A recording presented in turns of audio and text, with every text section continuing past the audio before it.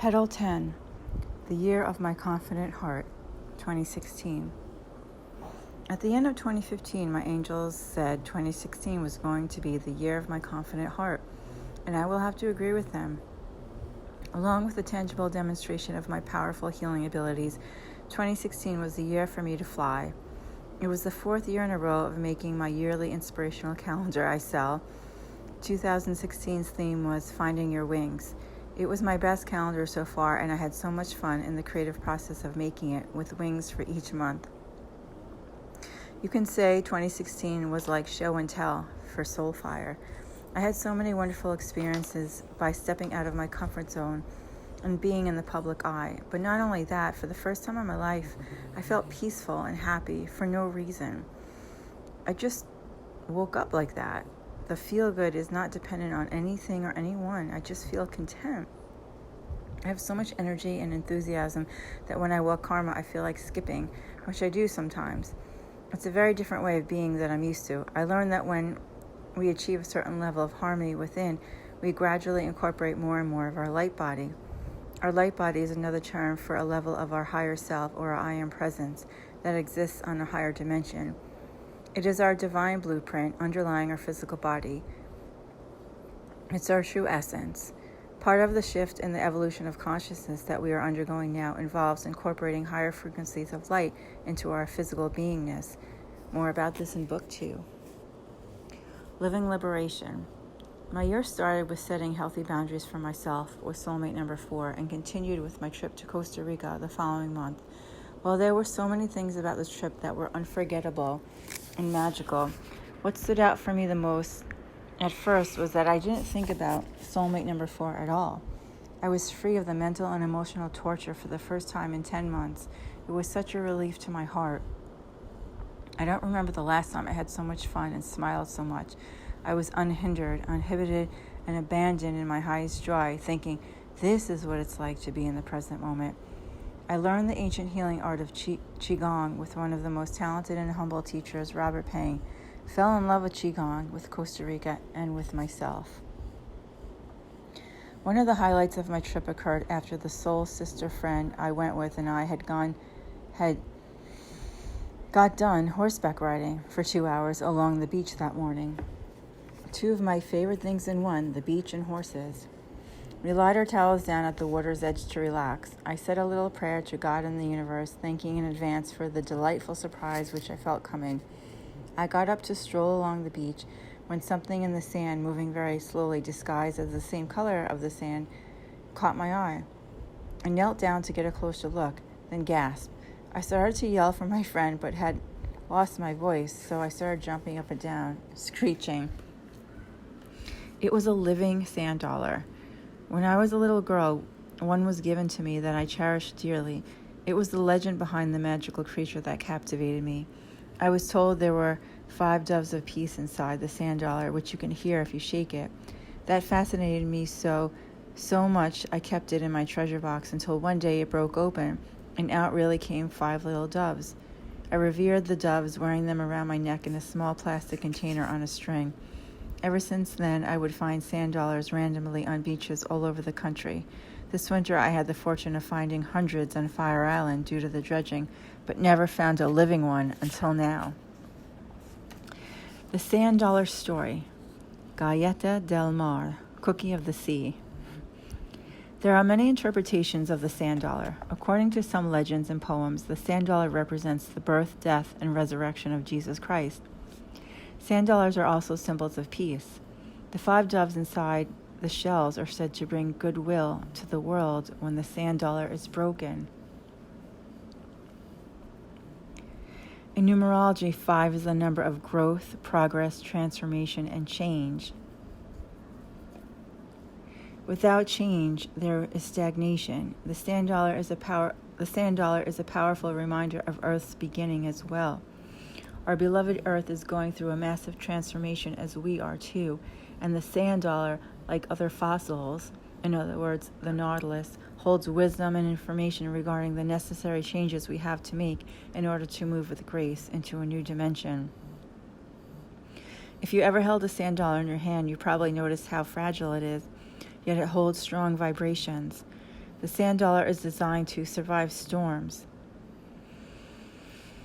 It teaches us to be gentle in our approach in life regarding environmental conditions. It teaches us to go with the flow and be flexible in our thinking and work on changing the belief systems that are detrimental, replacing them with new healthy belief systems. It is the slowest moving being on the planet. Sand dollars represent strength intertwined with steadiness and patience. The perfect talisman for me. I was overjoyed to find a living one and videotaped it as it made its way back into the sand. If God could give me the perfect present, this would be it. Every day in Costa Rica, I was in my highest glory, making new friends, experiencing new adventures, learning new skills, or relearning, should I say, and making memories that I will never forget.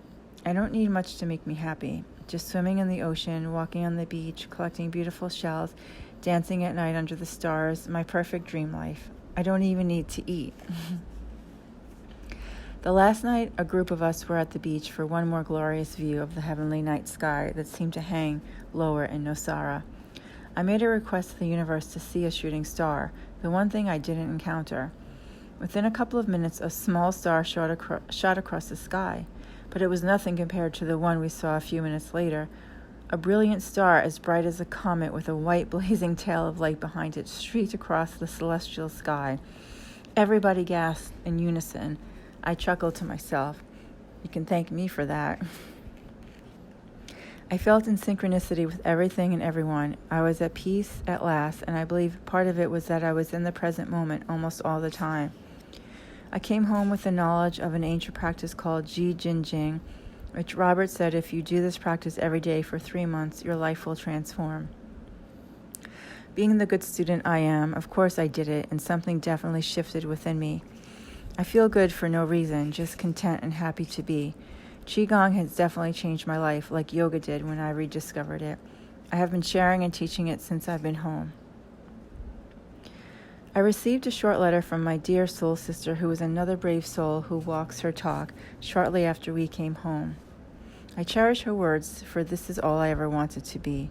She saw me in my true light, and I am so grateful she was a witness.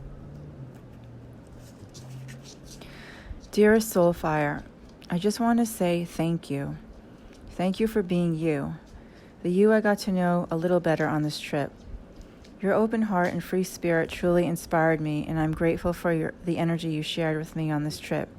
Not only did I witness your open and loving heart, but a woman who truly wants to be inspired by life and is not afraid to embrace inspiration, and then by doing that, she becomes the inspiration for others. You teach others how to take off their shell and be who they are, have fun like a child, and be free as a butterfly. Thank you for being patient with me on this trip, as my issues and shadows I know are not easy to deal with, and you dealt with all my stuff gracefully. I'm glad we had this time together, and I know that there will be much more to come.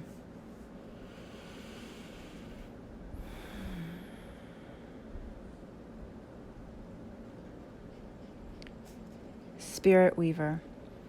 The year of my confident heart continued as I began performing with a new type of musical group, creating a new style of dance and yoga. The performances moved me to get over my stage fright, fears, and insecurities, and be an open and spontaneous channel for love and joy. Each time I performed, I gained more and more self-confidence. We actually performed on stage in a theater once, which totally freaked me out at first. Considering we didn't have rehearsal, I went out there and danced my heart out in front of an audience and had a great time. This seems like a pattern in my life. I'm getting the feeling I will be doing it again. The feedback I received was enormous for my self-esteem, again reflecting back to me exactly what I want to be. People told me when I dance, I exude an energy that is tangible and infectious because they can see and feel my passion and joy. Since I didn't have formal dance training, this was a huge compliment for me. It validated the power to uplift people by simply being in your highest joy and doing what you love to do. Spirit Weaver, I learned, was a name I was called in another lifetime as a shaman. I danced around the fire, bringing joy to people's hearts and smiles to their faces. I also was a guest on a cable TV show with one of my dear friends and clients. She interviewed me for half an hour without any preparation. The same thing happened to me as I was sitting in the chair waiting for the cameras to roll. My legs were shaking uncontrollably. This time there was nowhere to hide them, so I had to get control. I took a deep breath and remembered that this wasn't about me and someone listening might benefit from my experience. That always seemed to work. The interview went great and I received a lot of positive feedback. Sheesh, why do I have to keep doing this? Surfing. You can't stop the waves, but you can learn to surf. John Kabat-Zinn. Another fear I overcame this year was my fear of surfing. I had a block around surfing. I felt pressure that I should be this amazing surfer since I'm athletic, love the water, swim, do yoga, even look Hawaiian. All I ever heard was, why don't you surf? You should be surfing. I can't believe you don't surf. Along with this block, I had limiting thoughts that I was too old to start at 47, scared to get hurt. So one day when my dear surfer friend casually suggested I try to surf since the conditions were perfect for learning, I immediately said okay, even though I was silently freaking out inside. I knew I had to overcome this fear, as Bob Marley's quote went ringing through my head, "My fear is my only courage." My surf lesson was not what I expected. My friend put the board down in the sand, demonstrated how to pop up. I did it once, then he said okay and put me right in the water. I was like, that's it? After a few times of him helping me get up and me falling a lot, he told me the next wave to get up on my own as he pushed me forward on the surfboard. Shaking, I called out to him, "How do I know when to get up?" He called back, "You will feel it." I took a deep breath, centered myself, and I said, I can do this. Don't think, just feel. The wave came and voila, I popped up at the perfect time and rode it in. I couldn't believe I did it. My friend said that when I turned around, I looked at him, my face was beaming with a smile from ear to ear. I have so many good friends that are surfers. I get it now. It was one of the best feelings in the world. I was hooked and really proud of myself.